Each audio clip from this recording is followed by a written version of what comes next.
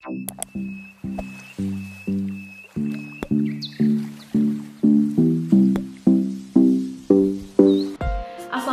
warahmatullahi wabarakatuh. Thank you very much for coming in my video and welcome back to my channel.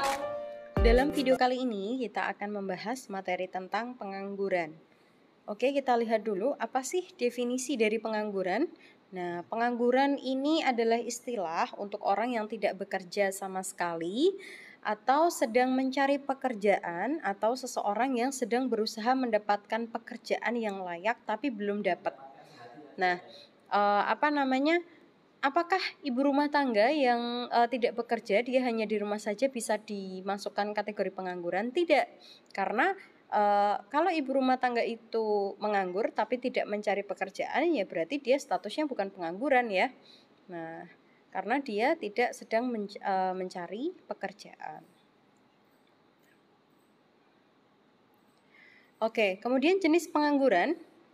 Ini bisa dilihat dari berdasarkan penyebabnya. Ada pengangguran normal atau friksional, di mana dalam suatu ekonomi terdapat pengangguran sebanyak 2 atau 3% dari jumlah tenaga kerja, maka ekonomi itu sudah dipandang sebagai mencapai kesempatan kerja penuh. Nah, pengangguran sebanyak 2 atau 3% yang tadi saya sebutkan, ini dinamakan pengangguran normal atau pengangguran friksional. Nah, para penganggur ini tidak ada pekerjaan bukan karena tidak dapat memperoleh kerja, tetapi karena sedang mencari kerja lain yang lebih baik. Dalam perekonomian yang berkembang pesat, pengangguran adalah rendah dan pekerjaan mudah diperoleh. Sebaliknya, pengusaha yang susah memperoleh pekerja, maka pengusaha menawarkan gaji yang lebih tinggi. Ini akan mendorong para pekerja untuk meninggalkan pekerjaan yang lama dan mencari pekerjaan yang baru yang lebih tinggi gajinya atau lebih sesuai dengan keahliannya. Dalam proses mencari kerja yang baru, untuk sementara para pekerja tersebut tergolong sebagai penganggur. Nah, mereka inilah yang digolongkan sebagai pengangguran normal atau pengangguran friksional. Kemudian yang kedua ada pengangguran siklikal. Nah, perekonomian tidak selalu berkembang dengan teguh ya, dengan baik. Ada kalanya permintaan agregat lebih tinggi dan ini mendorong pengusaha menaikkan produksi. Lebih banyak pekerja baru digunakan dan pengangguran berkurang. Akan tetapi pada masa lainnya permintaan agregat menurun dengan banyaknya. Nah, misalnya di negara-negara produsen bahan mentah pertanian, penurunan ini mungkin disebabkan kemerosotan. Ya, kemerosotan karena harga-harga komoditas. Kemunduran ini menimbulkan efek kepada perusahaan-perusahaan lain yang berhubungan yang juga akan mengalami kemerosotan dalam permintaan terhadap produksinya. Nah, kemerosotan permintaan atau penurunan permintaan agregat ini mengakibatkan perusahaan-perusahaan mengurangi pekerja atau menutup perusahaannya, maka pengangguran akan bertambah. Nah, pengangguran yang dengan wujud tersebut, dengan apa yang digambarkan tadi, itu dinamakan pengangguran siklikal. Nah, kemudian yang ketiga ada pengangguran struktural.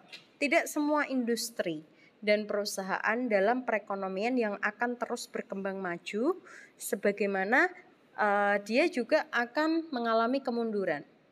Nah, kemunduran ini ditimbulkan oleh salah satu atau beberapa faktor, misalnya wujudnya barang baru yang lebih baik, kemajuan teknologi, mengurangi permintaan ke atas barang tersebut, biaya pengeluaran sudah sangat tinggi dan tidak mampu bersaing ya dengan para pesaing. Kemudian ekspor produksi industri itu juga sangat menurun karena persaingan yang lebih serius dari negara-negara lain. Kemudian kemunduran atau kemerosotan akan menyebabkan kegiatan produksi dalam industri tersebut tentu menurun dan sebagian pekerja terpaksa diberhentikan atau di PHK dan menjadi penganggur. Nah, pengangguran yang wujud seperti ini dengan bentuk-bentuk seperti ini itu digolongkan sebagai pengangguran struktural. Dinamakan demikian karena ia disebabkan oleh perubahan struktur kegiatan ekonomi. Selanjutnya yang keempat yaitu pengangguran teknologi. Nah, ini dapat ditimbulkan oleh adanya penggantian tenaga manusia oleh mesin-mesin dan bahan kimia. Jadi misalnya telah mengurangi penggunaan tenaga kerja untuk membersihkan perkebunan, sawah, dan lahan pertanian lain. Nah, begitu juga mesin telah mengurangi kebutuhan tenaga kerja untuk membuat lubang, memotong rumput, membersihkan kawasan-kawasan industri, dan memungut-mungut hasil. Sedangkan di pabrik-pabrik ada kalanya robot telah menggantikan kerja-kerja manusia. Pengangguran yang ditimbulkan oleh penggunaan mesin dan kemajuan teknologi ini dinamakan dengan pengangguran teknologi. Oke, selanjutnya jenis pengangguran berdasarkan cirinya. Nah, ini ada 4. Yang pertama pengangguran terbuka, kedua pengangguran tersembunyi, yang ketiga pengangguran bermusim, yang keempat setengah menganggur. Nah, yang pertama pengangguran terbuka. Pengangguran ini diciptakan sebagai bukan diciptakan ya, jadi tercipta atau pengangguran ini ada itu karena akibat pertambahan lowongan pekerjaan yang lebih rendah dari pertambahan tenaga kerja. Jadi tenaga kerja ini semakin bertambah, lulusan-lulusan sarjana misalkan ini semakin bertambah, tapi lowongan pekerjaan ini ternyata lebih sedikit gitu ketimbang pertambahan tenaga kerja tadi. Nah, sebagai akibatnya dalam perekonomian semakin banyak jumlah tenaga kerja yang tidak dapat memperoleh pekerjaan. Efek dari kondisi ini ya tentunya di dalam suatu jangka masa yang cukup panjang mereka tidak melakukan sesuatu pekerjaan. Jadi mereka menganggur secara nyata dan sepenuh waktu sehingga dinamakan pengangguran terbuka. Nah, pengangguran terbuka ini dapat pula berwujud sebagai akibat dari kegiatan ekonomi yang menurun, dari kemajuan teknologi yang mengurangi penggunaan tenaga kerja, atau sebagai akibat dari kemunduran perkembangan suatu industri. Yang kedua, pengangguran tersembunyi. Nah, ini pengangguran ini terutama biasanya di sektor pertanian atau jasa.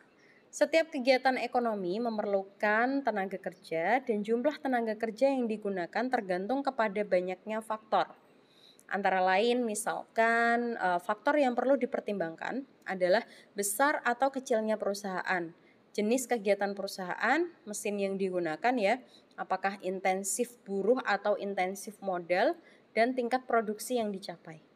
Di banyak negara berkembang, seringkali didapati bahwa jumlah pekerja dalam suatu kegiatan ekonomi lebih banyak dari yang sebenarnya diperlukan supaya ia dapat menjalankan kegiatannya dengan efisien. Kelebihan tenaga kerja yang digunakan digolongkan dalam pengangguran tersembunyi. Contoh-contohnya ialah pelayan restoran yang lebih banyak dari yang diperlukan dan keluarga petani dengan anggota keluarga yang besar yang mengerjakan luas tanah yang sangat kecil. Nah, ini dinamakan pengangguran tersembunyi. Pengangguran bermusim yang ketiga. Nah, ini pengangguran terutama terdapat di sektor pertanian dan perikanan.